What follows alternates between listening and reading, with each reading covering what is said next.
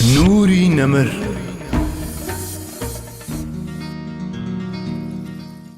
بەر لە پێغەمبەرایەتیش وەک پێغەمبەرێک ژیاوە.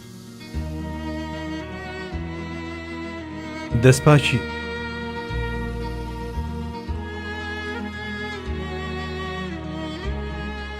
ئەگەر سەرنجێک لە سیرەی بۆن خۆشی حەزرەتی مستەفا صلی الله عليه وسلم بدەین، دەبینین کە هەموو قۆناغەکانی منداڵی و لاوی و پێگەیشتنی وەک پێشەکی و پلیکانە ڕێخۆشکەر بوون بۆ قۆناغی پێغەمبەرایەتیەکەی. بەڕاتەیەک کاتێ پەیامەکەی ڕاگەیاند، ئەوانەی لە نزیکەوە دەیان ناسی یەکسەر ئیمانیان پێهێنا. ئەو ڕازگۆیەی کە هیچ کات وتەیەکی درۆی لێ نەبیستراوە، ئێستا لەبارەی خواوە قسە دەکات و دەڵێ نێراوی خوام. جا چۆن دەگونجێ مرۆڤێک تاکە درۆیەکی لە بچووکترین ئیشوکاریدا نەکردبێ، ئێستا درۆ لە بابەتێکی وەها مەزن و گرنگدا بکات و ئەو کارەش پەیوەندی بەخواوە هەبێت. ئەمە شتێکی مەحاڵە. بەڵێ، ئەمە بیرکردنەوەی مرۆڤی ئەو سەردەمە بوو. گەر هەمووشیان نەبێت، ئەوانەیان کە عینادی و حەسوودیان وەلا نابوو، زوو بە زوو ئیمانیان پێدەهێنا. ڕاستە ئەو سەردەمی ئەوی تێدا دەژیا سەردەمی نەفامی بوو، بەڵام دەبێت ئەو ڕاستیە لای هەمووان ڕوون بێت کە ئەم پەسن و ناساندنا ناوێک بوو لە ژیانی ئەو کەسانە نرابوو کە لە دەرەوەی زەمەنە تایبەتەکەی ئەودا دەژیان. دەنا پێغەمبەری خودا هەرگیز لە نەفامیدا نەژیاوە. ئەو کەسێکی ئەمین بوو، هەمووانیش بەم سیفەتەوە دەیان ناسی. بۆ نمونە، دەتەوێت بۆ گەشتێک بڕۆیت و بەنیازی تا دەگەڕیتەوە خێزانەکەت بە کەسێکی ئەمین بسپێری. بەبێ دوو دڵی توانی لای محەممەدی ئەمین بەجێی بهێڵیت و دڵنیابیت لەوەی تا کاتی گەڕانەوە چاو بەرز ناکاتەوە تاکو بۆی بڕوانێت. ئەگەر پێت خۆش بوو ماڵ و سامانەکەت لای کەسێکدا بنیت، ئەوە یەک سات تووشی دڵە ڕاوچێ نابیت کە بچیت ماڵەکەتی پێ بسپێری و دڵنیابیت کە تۆسقاڵێکی تووشی زیان نایەت و بە چاکترین شێوە بۆتی دەپارێزێ. ئەگەر ویستت شتێکت بە تەواوی و بە یەقینی لە هەر کاروبارێکدا بۆ دەرکەوێت و ڕاوێژ بە کەسێک بکەی، ئەو کات دەبێ بە زوویی خۆت بگەێنیتە ڕازگۆی ئەمین بۆ ئەوەی گوێی لێ بگری و بابەتەکە لەبەر ڕووناچی وتەکانی ئەودا هەڵبسەنگێنیت، چونکە لە ژیانیدا تەنها درۆیەکیش چییە بە دەمیدان نەهاتووە. ئایا بەڵگەت لەسەر ئەمە دەوێ؟ زۆر باشە. ئەوە تا سەر دەکەوێتە سەرگردی سەفا و لە خەڵکەکەی دەوروبەری دەپرسێت، ئەگەر هەواڵتان بدەمێت کە کۆمەڵێک سوارە و شەڕکرد لە پەنای ئەو شاخەدان و خەریکە هێرشتان بۆ دێنن، ئایا بڕوان پێدەکەن؟ هەمویان بە یەک دەنگ وتیان بەڵێ بڕوات پێدەکەین، چونکە هەرگیز درۆمان لێ نەبیستووی. لە نێو ئەو خەڵکەدا کەسانێکی وەک عوتبەی کوڕی ڕەبیعە و وەلیدی کوڕی موغەیرە و ئەبوو جەهل و هەندێکی تریش لە دوژمنانی دین هەبوون کە وەڵامیاندایەوە و بڕوایان پێکرد. هەموو دانیاننا بەڕازگۆیی و ئەمینی و ڕاستڕەوی ئەودا. ئەو دەمەی لە سکی دایکیدا بوو، باوکی کۆچی دوایی کرد. کە تەمەنی گەیشتە 6 ساڵان، دایکیشی وەفاتی کرد. ئەوجا عەبدولموتەڵیبی باپیری بردیە لای خۆی. کاتێک بوو 8 ساڵان، باپیریشی مرد. هەروەک بڵێ قەدەر لە هەموو شتێک دای دەماڵێ و سازی دەکردتاوەکو هەموو کار و فەرمانەکانی بەخوای گەورە بسپێرێ. هەر کەسێک پارێزگاری و سەرپەرشتی کردنی ئەوی بگرتایەتە ئەستۆ، زوو بە زوو ماڵ ئاوایی لە ژیان دەکرد، وەک بڵێ بە دەرکەوتنی نهێنی ئەحەدیەت لە دووتوێی نووری تەوحیددا، ڕاستەوخۆ بەکردەی چاودێری و پارێزگاری خوای گەورەی بیردەخرایەوە.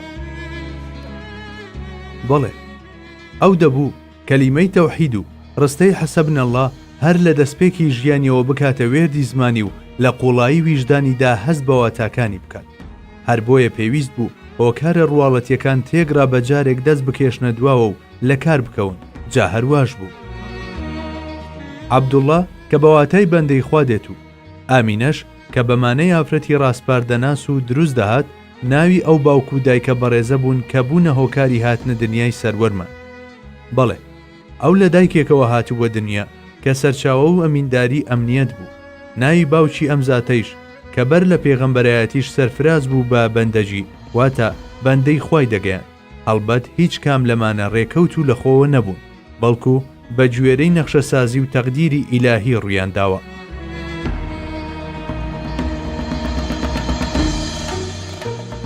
بەبێ دایک و باوک گەورە بوون. ئەو بەبێ دایک و باوک گەورە بوو، کۆڵێکی قورس و فەرمانبەریەکی زۆر گرنگ چاوەڕێی دەکرد. بۆیە دەبوو هەر لە سەرەتاوە خۆی بۆ ئامادە بکات. دەبوایە بگاتە چڵەپۆپەی تەوەککول و ئامادەباشی بێ بۆ ڕوبەڕووبوونەوەی هەموو کێشەکان. ئەوە تا خوای گەورە پاراستی لە دەوڵەمەندیەکی زۆر کە بەرەو خۆبەزلزانینی ببات، هەروەک چۆن بە دووریشی گرت لە هەژاریەکی ڕیسواکەر کە تووشی کەساسی و زەبوونی بکات. خوای گەورە خۆی بە مرۆڤێکی مامناوەند و ڕاستڕە و دروستی کردووە و لە گشت بۆ ناغەکانی ژیانیدا لە زیادڕەوی و کوردبڕی پاراستویەتی. زۆر گرنگە بۆ پێشەوایەک بەم جۆرە ڕۆژگارە ناهەموارانەدا تێپەڕێ.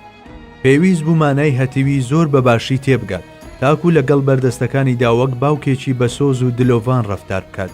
هەر کەسیش بێدایک و باوچی چەشت بێ دەتوانێت ببێتە باوکێکی بەزەی و بەسۆز بۆ نەتەوەکەی. هەروەها پێویست بوو تامی هەژاری و نەداریش بچێژێ تاوەکو هەست بە گیر و گرفتی ئەوانە بکات کە هەڵدەستێ بە بەڕێوەبردنی لایەنەکانی ژیانیان.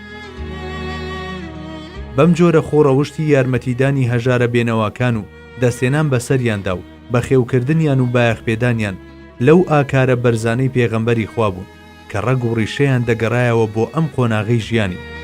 بەڵێ ئەو خۆی چاکەتیوی چەشتە بوو، لەو ئاوەی نۆش کرده بوو ئەواکەیشی هەڵمژی بوو، بۆیە تەنانەت کاتێکیش گەیشتە لووتکە دەستبەرداری ئەم خۆڕەوشتە جوانانە نەبوو، ئەو ژیانە ساکارەی هەروە مایەوە. لە هەموو ژیانی دیا دڵی هەتیوێکی نەڕەنجاندووە. هەر کەسێک داوای شتێکی لێکرد بێ دەستی بەڕوویدا نەناوە و تەریقی نەکردوێتەوە، چونکە پەروەردگاری فێری ئەم ڕەوشتە جوانەی کردووە و لەسەر ئەم ئاکارە پەروەردەی کردووە.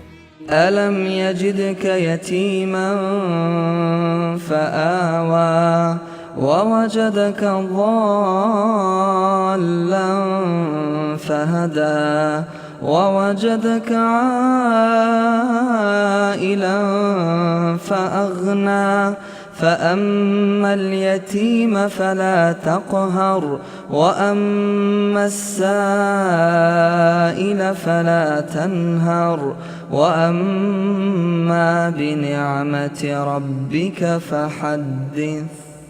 ئایا پەروەردگارت نەیبینیت بە هەتیوی و خێرا دەوری لێکردیتەوە و لانەی بۆ سازاندیت؟ ئەی لە حەیرەتدا نەبوویت و هیدایەتی دایت؟ ئەی نەیبینیت هەژاریت و دەوڵەمەندی کردیت؟ کەواتە تۆش ئەی پێغەمبەر، ئەی ئیماندار، هەتی و مەچەوسێنەرەوە، دڵی سوالکەر مەڕەنجێنە، بەڵکو دەربارەی ناز و نیعمەتەکانی پەروەردگارت هەمیشە بدوێ و باسییان بکە. هەر کاتێ ئەم سوورەتە دەخوێنمەوە بێباوچی خۆم لەگەڵ ئەوەشدا کە باوکم چەندین ساڵە وەفاتی کردووە لە حزوری پێغەمبەری خوادا صلی الله علیه وسلم وەک شەفاعەتکارێک دەردەبڕم و بەو ئومێدەی منیش لە بەردەرگاکەی وە دەرنەنێ عەرزی حاڵم دەکەم و دەڵێم وا ئەمە شەتیوێک لەبەر دەرگاکەتدا. چی دەبێ لەبەر دەرگاکەت دەری مەکە. لەلای عەبدولموتەڵیب دەمێک بوو باپیری نوری پێغەمبەرایەتی تیا بەدی کرده بوو، چونکە هەموو ئەو ڕۆژانەی لەگەڵیدا دەژیا ڕۆژانی پڕپیت و بەرەکەت بوو.